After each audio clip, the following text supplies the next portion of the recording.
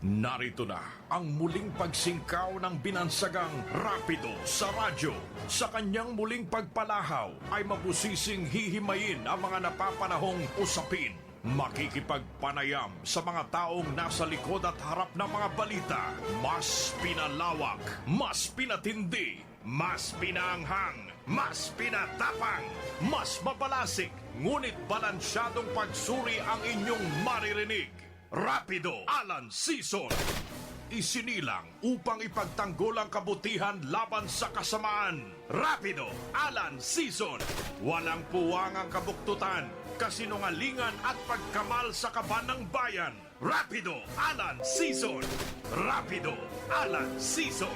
Isang mapagpalaya, mga kabayan na umaga. Muli pong sisingkaw sa simpapawid ang inyong rapidista Rapido Alan Season. Muli pong rarapido sa matiwaling opisyal ng gobyerno maging pribado man sa kung sa anumang katiwalian. Kasabay po ng pagpuri sa mga taong dapat purihin. Maghimay sa mga isyong napapanahon. Pakikipag-usap, pakipag-untang, pakipagtalakay, pakipagtalastasan, pakikipagbalangkasan, at pakikipagtalamitam sa mga taong nasa likod at harap ng mga balita. Mga kabayan, kayo ho'y nakikinig sa programang Walang Kakwenta-Kwenta. Programang hindi dapat pinakikinggan, hindi pinanunood. Ito po ang himpilang IWRR, International Web Radio Rapido.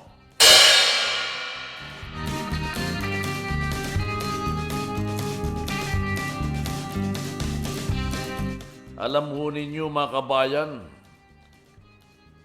hindi ho natin masyadong nababantayan ang ating mga OFWs. Yung mga overseas Filipino workers ho natin. Lalo na ho yung mga nasa Middle East. Diyan ho sa Saudi Arabia. Alam mo ninyo, ang sabi ho, ipagpapatuloy ho ng pamahalaan ng pagpapadala ho ng Pinoy workers sa Saudi Arabia. Ito daw hong darating na Nobyembre ay magpapadala na naman ho ang Pilipinas. Bubuksan ho ang pintuan papalabas ng Pilipinas papunta ho ng Saudi Arabia. Ito ho yung ipinahayag ng Department of Migrant Workers. Itong anak ni dating senator at naging Department of Foreign Affairs Secretary. Si Department of Migrant Workers Secretary Susan Ople, mga kabayan. Lumagda ho sa kasunduan ang Saudi Arabia na sinisiguro ho ang kapakanan at proteksyon ho ng mga Pilipinong manggagawa ho natin. Lalo na ho yung mga nangangatulong at iba pang skilled workers. Yun ho mga kabayan. Sabi ho ni Secretary Susan Ople, ang sabi ho niya mga kabayan ay titignan maigi yung kapakanan ho nila. Sisimulan ho nitong November 7 yung pagpapadala ho ng mga workers ho natin sa Saudi Arabia. Ipinatigil po ito mga kaibigan. Ipinatigil ho ng pagpapadala. Pinatigil ho ng imbahada ho natin, ng gobyerno ho natin, ang pagpapadala ho ng mga Pinoy OFW sa Saudi Arabia noon hong nakaraang taon, November 2021. So meaning ho, mag-iisang taon na ho mga kabayan sa November. Pero ito ho, nagkaroon ho ng pag-uusap, kasunduan mga kabayan. Alam mo ninyo ang Saudi at iba pa mga country mga kabayan, malaki ho ang tiwala nila sa skills, ng mga Pinoy. Maging yung mga household, mga nangangatulong, mga kabayan. Magpagkakatiwalaan ho ang Pinoy. Lalo na ho ang mga Pilipina. Ang problema lang, kapag Pinay ho yung ating ho mga ipinapadala, pinagsasamantalahan ho sila, mga kabayan. Nakakatakot. Hindi rin ho nila mababantayan yung authorities, hindi ho nila mababantayan yung kanilang mga constituents na dapat ho'y hindi gumawa ng karumal-dumal sa ating mga kababayan. Yung iba ho'y talaga natatakot, hindi nakapagsumbong. Yung iba ho, mga kabayan, ay nababaliktad na laang at pinalalabas ho na sila ho'y gumawa ng masama. Nagnakaw. Kapag aalis, nagnakaw. Papatawang ka ho ng putol kamay.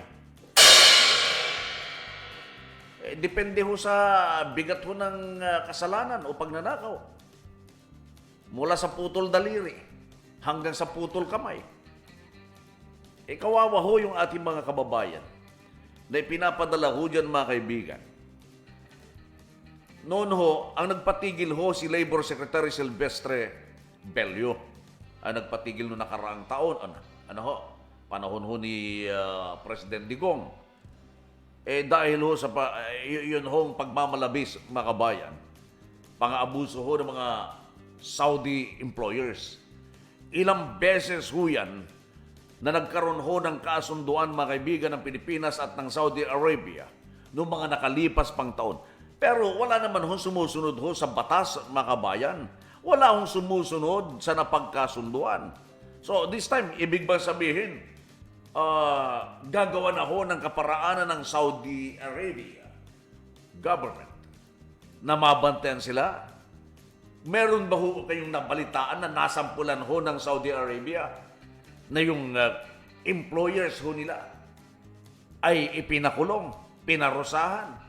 Hindi ho Karamihan ho, mga kaibigan, yun ho mga employees, mga Pilipino, mga Pinoy, ang siya napaparusahan, mga kabayan.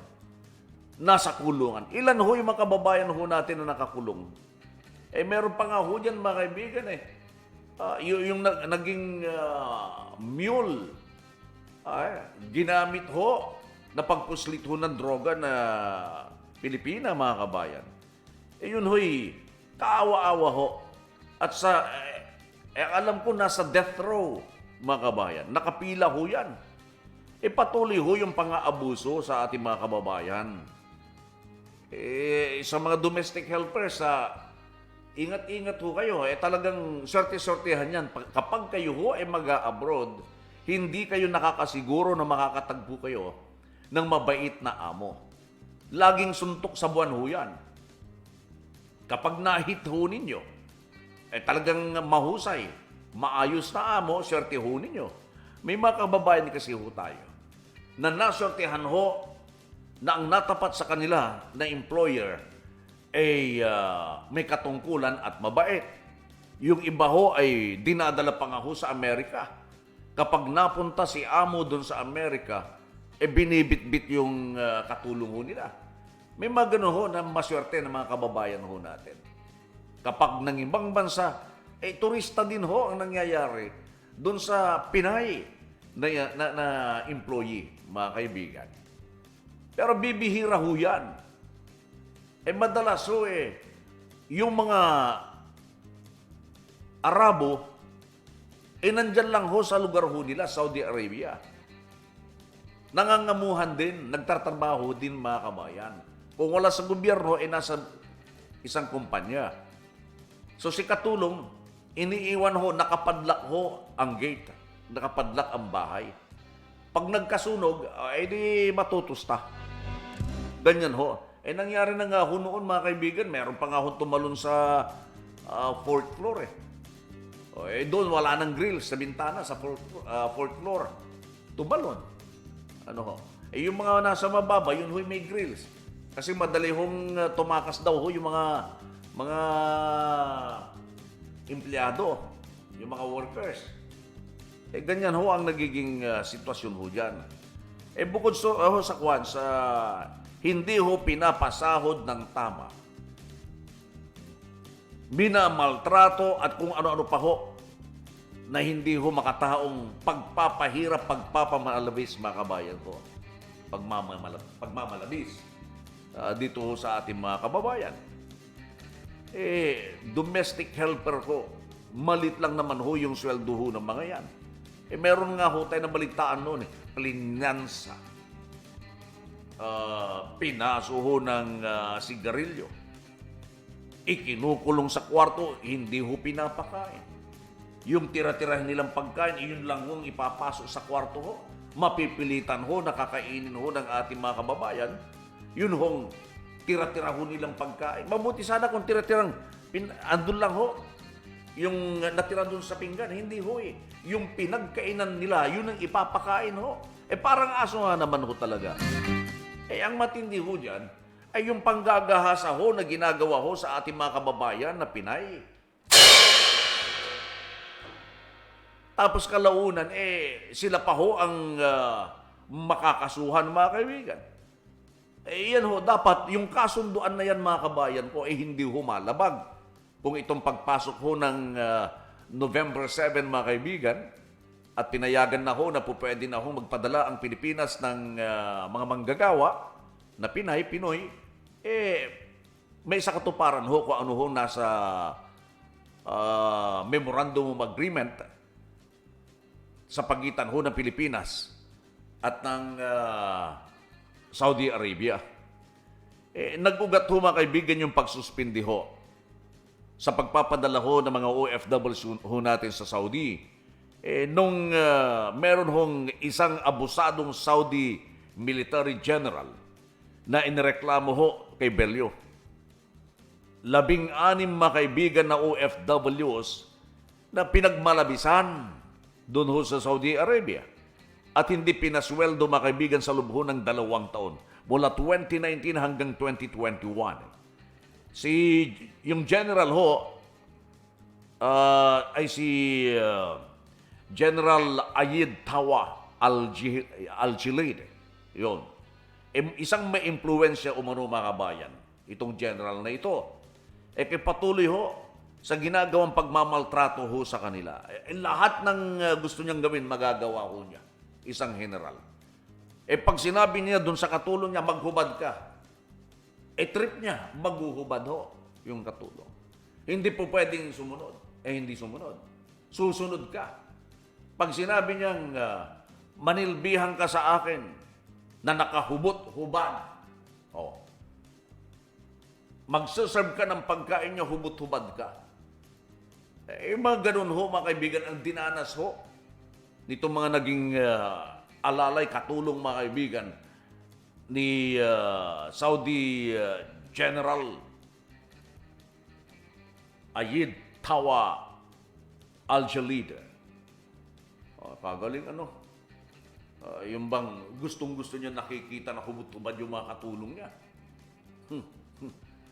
Maglalaba, kung ano nung gagawin, magdadalang pagkain niya, yung magdadala, hubot-hubad. Kapag napagtripan niya na, halika na, pumasok ka sa kwarto ko, patay kang bata ka. Hindi na nga pinasahod, libre. Ng 2 taon, libre pati sex. Nude pa kapag maninilbihan, mga kabayan. Kaya yan ho, ano ba nangyari nun sa general? Wala naman ho, mga kaibigan eh. Sabi nga ho nila, talagang napaka-impluensya. So, nagpasya ho ang Philippine government to suspend yung pagpapadala ho, to suspend sending Filipinos in Saudi Arabia. Ngayon, binuksan na ho ang pintuan na naman.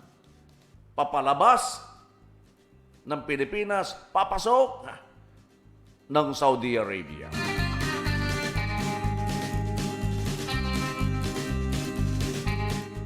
tignan ho natin kung kakayanin ho ng ating bansa na subaybayan ho. So sabi nga, tuloy ulit ang deployment, mga kaibigan. Papuntang Saudi Arabia. Hindi naman ho malinaw dun sa pagsasabi ho ni Secretary Ople Makabayan kung nabayaran na ho ng Saudi Arabia yung mga OFWs na minaltrato ng Saudi General.